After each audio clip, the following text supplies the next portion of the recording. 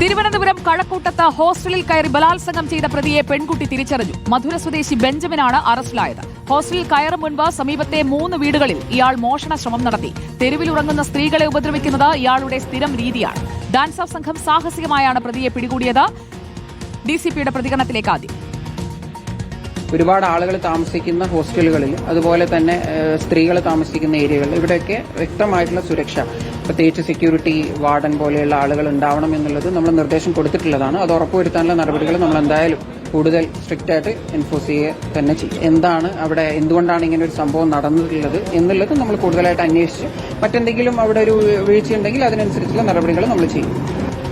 വിവരങ്ങളുമായി ഹരിമോഹനും ആഷിൻ ഡിയേഗോയും നമുക്കൊപ്പം ചേരുകയാണ്. ഹരിമോഹൻ, ഈ പ്രതിയെക്കുറിച്ചുള്ള വിവരങ്ങളിലേക്ക് എങ്ങനെയാണ് എത്തിയത്? പ്രത്യേകിച്ചും പെൺകുട്ടി ഉറങ്ങിക്കിടക്കുമ്പോഴാണ് പീഡനത്തിന് ഇരയായത്. അപ്പോൾ ഈ പ്രതിയെ സംബന്ധിച്ചുള്ള കൂടുതൽ വിവരങ്ങളിലേക്ക് പോലീസ് എത്തിയത് എങ്ങനെയാണ്? ഇപ്പോൾ പുറത്തുവരുന്ന വിവരങ്ങൾ എന്തൊക്കെയാണ്?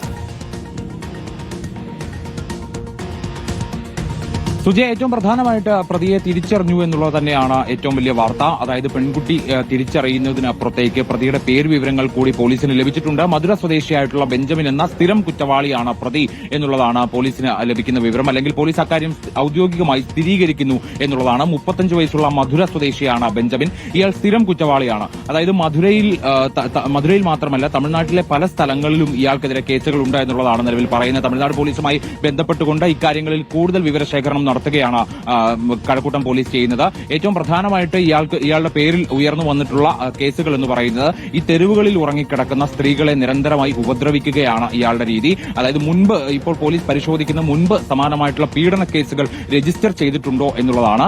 ഇത് തമിഴ്നാട്ടിൽ അന്വേഷിച്ച് കഴിയുമ്പോൾ പോലീസിന് മനസ്സിലാകുന്നത് ഈ തെരുവുകളിൽ ഉറങ്ങിക്കിടക്കുന്ന സ്ത്രീകളെ ഉപദ്രവിക്കുകയും അങ്ങനെ പോലീസ് പിടികൂടുകയും ഒക്കെ ചെയ്തിട്ടുണ്ട് എന്നുള്ളതാണ്. അപ്പോൾ എത്ര കേസുകൾ രജിസ്റ്റർ ചെയ്തിട്ടുണ്ട് എന്നതടക്കമുള്ള കാര്യങ്ങൾ പരിശോധിക്കുന്നുണ്ട്. അതുപോലെ ഏറ്റവും പ്രധാനമായിട്ടുള്ള കാര്യം, കഴക്കൂട്ടത്ത് ഈ സംഭവം നടന്ന ഹോസ്റ്റലിൽ ഇയാൾ എത്തിപ്പെടുന്ന രീതിയാണ്. അതായത് ഹോസ്റ്റലിന് തൊട്ടടുത്തുള്ള ഒരു 3 വീടുകളിൽ ഇയാൾ കയറി എന്നുള്ളതാണ്. അതും അന്നത്തെ രാത്രിയിൽ ഇയാൾ കയറി. അതും മോഷണത്തിനായിരുന്നു. മോഷണത്തിന് ആ 3 വീടുകളിൽ കയറിയിട്ടും കാര്യമായതൊന്നും കയ്യിൽ തടഞ്ഞില്ല. അതായത് അവിടെ സ്വർണമോ പണമോ മറ്റുള്ള കാര്യങ്ങൾ, വിലപിടിപ്പുള്ളോ ഒന്നും തന്നെ ഉണ്ടായിരുന്നില്ല. അങ്ങനെയാണ് ആ 3 വീടുകളിൽ മോഷണം നടത്തി നിരാശനായി ഇയാൾ അവിടെ നിന്നിറങ്ങി ഹോസ്റ്റലിൽ കയറാൻ വേണ്ടി തീരുമാനിക്കുന്നത്. ഇതിനിടയ്ക്ക് ഇയാൾ കയ്യിൽ കിട്ടിയ ചില വസ്തുക്കൾ കൂടി ഈ 3 വീടുകളിൽ നിന്നായി എടുത്തിരുന്നു. അതിൽ ഒരു വീട്ടിൽ നിന്ന് ഒരു കൊടയും മറ്റൊരു വീട്ടിൽ നിന്ന് തൊപ്പിയും ഹെഡ്ഫോണും എടുത്തിരുന്നു. ഇത് 3ഉം ഉപയോഗിച്ചുകൊണ്ടാണ് ഇയാൾ ഹോസ്റ്റലിലേക്ക് കയറുന്നത്. അതായത് കൊട ഉപയോഗിച്ചും തൊപ്പി ഉപയോഗിച്ചും പരമാവധി മുഖം മറച്ചുകൊണ്ടാണ്.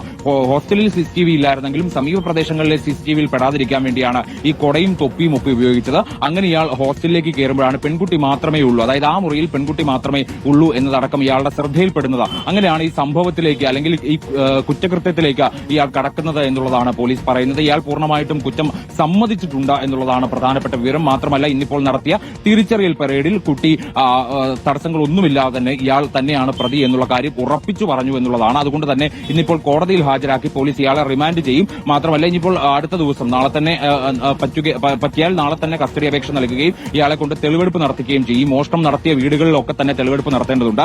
മറ്റൊന്ന്, ഇയാൾ നിരന്തരം കേരളത്തിലേക്ക് വരുന്ന ഒരാളാണ്. കേരളത്തിലെ പ്രത്യേകിച്ച് തിരുവനന്തപുരത്തെ അത്യാവശ്യം സ്ഥലങ്ങളൊക്കെ ഇയാൾക്ക് അറിയാമായിരുന്നു. ഈ മധുരയിൽ നിന്ന് ഈ യാത്ര എന്ന് പറയുന്നത് തിരുവനന്തപുരത്തേക്കുള്ള ഒരു മെഷീനുമായിട്ടുള്ള യാത്രയായിരുന്നു. ഇതിവിടെ ലോഡ് ഇറക്കിയ ശേഷം തിരുവനന്തപുരം കളിയക്കാവള റോഡിൽ കൂടിയാണ് വരുന്നത്.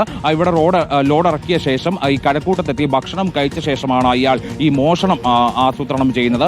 അങ്ങനെയാണ് ഈ ഹോസ്റ്റലിന് സമീപത്തുള്ള വീടുകളിലേക്ക് പോയത്. പരമാവധി CCTV ഇല്ലാത്ത സ്ഥലങ്ങൾ കണ്ടെത്തിക്കൊണ്ട് മോഷണം നടത്തുക എന്നുള്ളതാണ് ഇയാളുടെ സ്ഥിരം രീതി എന്നുള്ളതാണ്. തമിഴ്നാട് പോലീസുമായി സംസാരിച്ചപ്പോഴും ലഭിക്കുന്ന വിവരം അനുസരിച്ച് അത്തരത്തിലാണ് ഇയാളുടെ ഒരു മോഷണ രീതി എന്ന് പറയുന്നു. അതും ദിവസങ്ങളോളം ആസൂത്രണം ചെയ്തൊന്നുമല്ല ഇയാളുടെ രീതികൾ. ഇയാൾ ലോഡിറക്കാൻ പോകുന്ന സ്ഥലങ്ങൾ, അതുപോലെ തന്നെ ഇയാൾ സ്ഥിരം തമ്പടിക്കുന്ന സ്ഥലങ്ങൾ, ഇവിടങ്ങളിലൊക്കെയുള്ള വീടുകൾ, മറ്റ് കെട്ടിടങ്ങളൊക്കെ ആണ് ഇയാളുടെ സ്ഥിരം കേന്ദ്രങ്ങൾ എന്ന് പറയുന്നത്. അവിടെയാണ്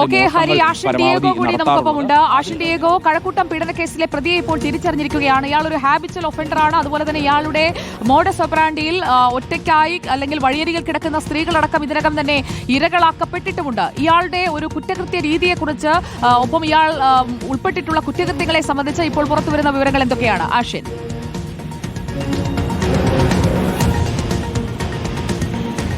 സുജയ സൂചിപ്പിച്ചതുപോലെ തന്നെയാണ് ഇയാൾ ഒരു ബോൺ ക്രിമിനലാണ് എന്നുള്ളതാണ് പോലീസിൽ നിന്നും നമുക്ക് മനസ്സിലാക്കാൻ സാധിക്കുന്നത്.